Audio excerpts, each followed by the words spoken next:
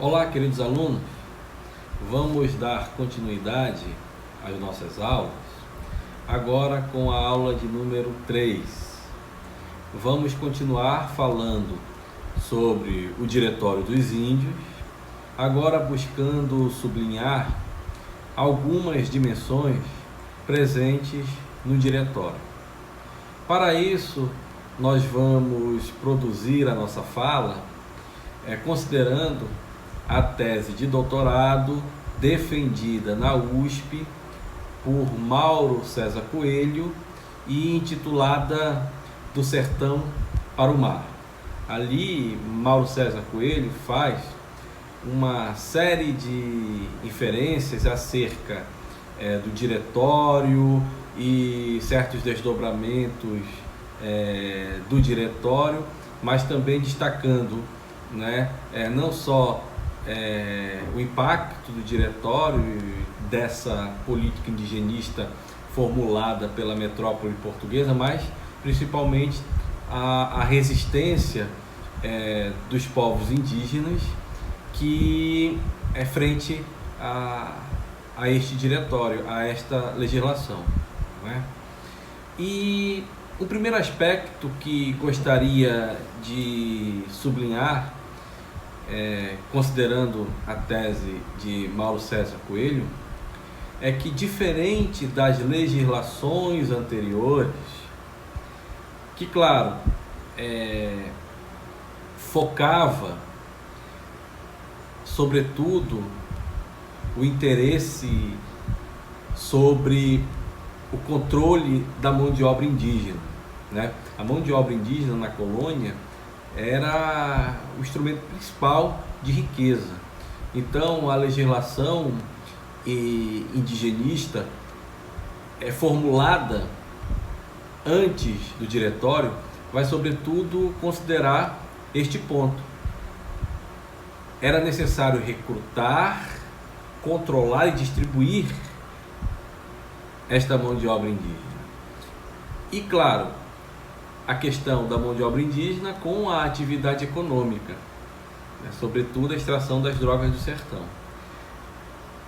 Diferentemente do sistema de capitães de aldeia de 1611 e do regimento das missões de 1686, essas duas grandes legislações, só para a gente destacar aqui, diferentemente delas, o diretório dos índios vai trazer um componente a mais, que vai impactar o universo dos povos indígenas de uma forma muito singular e que vai ser o diferencial das outras legislações, porque esse diretório dos índios vai ter um caráter diferente, que nós podemos resumir em 3 pontos.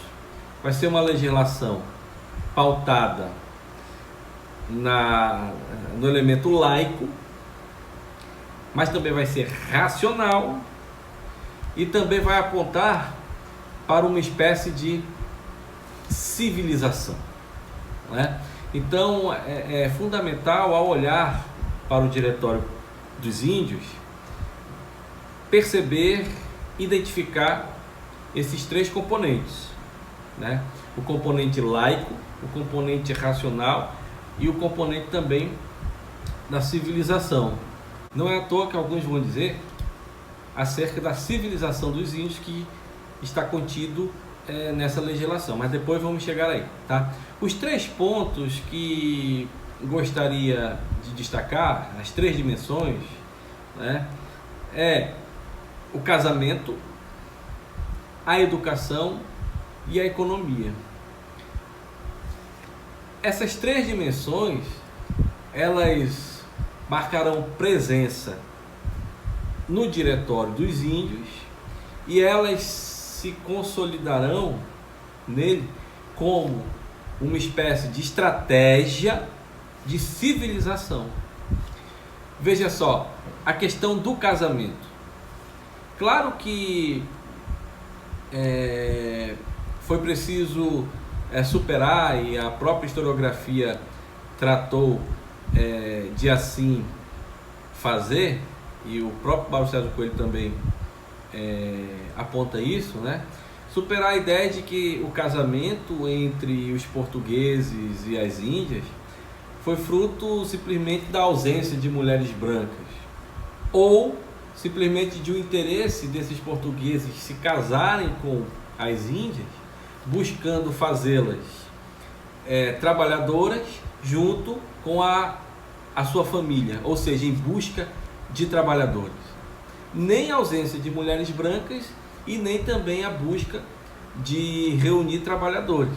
O que o Mauro César Coelho vai apontar é que esta perspectiva ela foi questionada, né? E aí vem uma nova perspectiva nessa questão do casamento, considerando o Diretório dos Índios. E qual é essa nova perspectiva? É que o casamento se colocou como estratégia de civilização, como havíamos dito ainda há pouco, né, acerca das 3 dimensões. Então aqui nós temos o casamento como estratégia de civilização. E por que estratégia de civilização? Ele foi incentivado, havia dotes que eram que quem casava acabava ganhando instrumentos de trabalho, terras, e tudo fomentado pela coroa portuguesa, né, isso dentro do Ministério Pombalino, né? E a ideia era que as índias e consequentemente a família, que através do casamento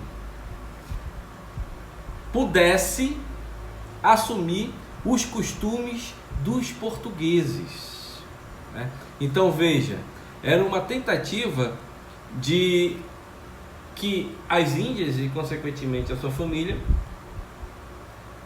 que eles pudessem então assumir através do casamento os costumes portugueses. Então olha a estratégia de civilização, né? Considerando agora a educação,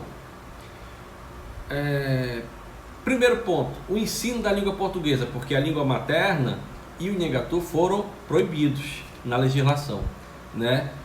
Então a língua portuguesa entra aí como um instrumento de afirmação de soberania, né?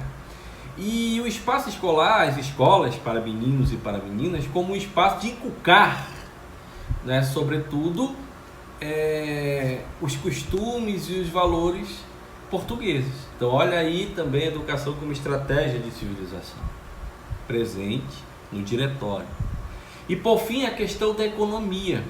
O que nós vamos ter na economia? Não só uma tentativa de fomentar a agricultura, e aí você tem o arroz, o algodão, o anil, o tabaco, dentre outros, né? Uma agricultura de exportação que geraria riqueza para a metrópole. Não esqueçamos da nossa primeira aula, né? Portugal via nesse momento, no Ministério de Pombal, a colônia como algo fundamental para recuperar a economia nacional de Portugal, a economia do reino, né? Para se desprender da dependência econômica inglesa. Então isso falamos na nossa primeira aula. Mas a questão da agricultura envolvia também não só isso, mas o trabalho. O trabalho agora, nesse momento, visto não mais como um fardo, como algo pesado, mas como como uma virtude, né? Como engrandecimento. Então você tem o elemento trabalho nessa perspectiva como um elemento de civilização também. Então veja, tanto o casamento, quanto a educação, quanto a economia, e dentro da economia a questão do trabalho, acabam se colocando como estratégias de civilização. Então a ideia era, através do Diretório dos Índios, tornar esses índios vassalos do rei, a partir de estratégias onde eles pudessem então assumir os costumes portugueses, e assim Portugal também acabaria conquistando o território nas disputas territoriais com a Espanha, sobretudo na demarcação dos limites, né? Isso deu certo? Vamos ver na próxima aula, tá certo? Assim como na nossa próxima aula, também nós vamos tocar numa outra questão. a liberdade de trabalho, a questão do trabalho da liberdade, como que isso se desenrolou no diretório. Então, gente, até a nossa próxima aula.